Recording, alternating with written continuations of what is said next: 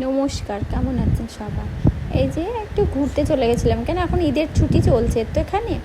তাই এই global village, এটা প্রত্যেক বছর শীতকালে এটা খোলে আর গরম আসার পরে বন্ধ হয়ে যায়। এবছর তো যুদ্ধের জন্য বন্ধ ছিল, আমরাও যাইনি।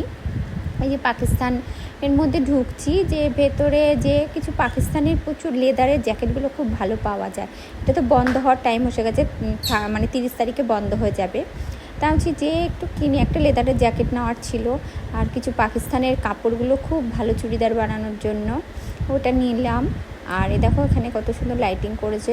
এটাতে প্রচুর মানে অনেক দিন বন্ধ ছিল যুদ্ধের কারণে, তারপরে তো আবার খুলেছে। তা আমরা বললাম 30 তারিখে বন্ধ হয়ে যাবে, তাহলে চলো একটু ঘুরে আসি আর টুকটাক কেনাকাটা করে আসি। কেন আগের বারও আমরা লেদারের জ্যাকেট কিনেছিলাম, এখানে লেদারের জ্যাকেটগুলো খুব ভালো পাওয়া যায়। আর এই যে প্রোগ্রাম হয় এখানে, আমরা একবার সোনু নিগমকে দেখেছি, শ্রেয়া ঘোষালকে দেখেছি। এবার তো বন্ধ ছিল, এবার তো কিছু কোনো হয়নি। তাই যে একটা ডান্সের প্রোগ্রাম হচ্ছে, আর ওইটা প্রচুর বড়, ঘুরে মানে পুরো ভিডিও দিতে গেলে তোমার অনেক সময় লাগবে, তাই অল্প করে দিলাম। ওকে বাই, টাটা, ভালো থেকে সুস্থ থেকে।